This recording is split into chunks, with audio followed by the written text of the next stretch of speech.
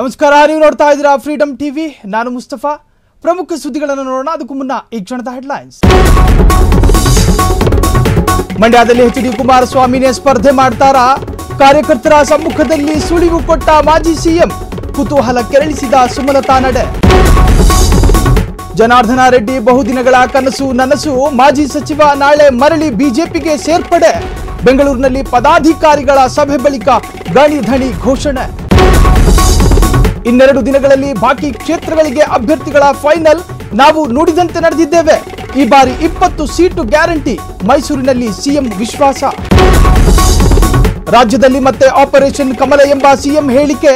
ಸಿದ್ದರಾಮಯ್ಯ ವಿರುದ್ಧ ಚುನಾವಣಾ ಆಯೋಗಕ್ಕೆ ಬಿಜೆಪಿ ದೂರು. ನೀತಿ ಸಂಹಿತೆ ಉಲ್ಲಂಘನೆ ಎಂದು ಆರೋಪ. ಸಿಎಂ ವಿರುದ್ಧ ದೂರು. ಬಿಎಸ್ವೈ ಕುಟುಂಬಕ್ಕೆ ಶತ್ರು ಬಾಧೆ. ಹೊರನಾಡಿನಲ್ಲಿ ಚಂಡಿಕಾ ಯಾಗ. ಪತ್ನಿ ಸಮೇತ ವಿಜಯೇಂದ್ರ ಹೋಮ ಹವನ.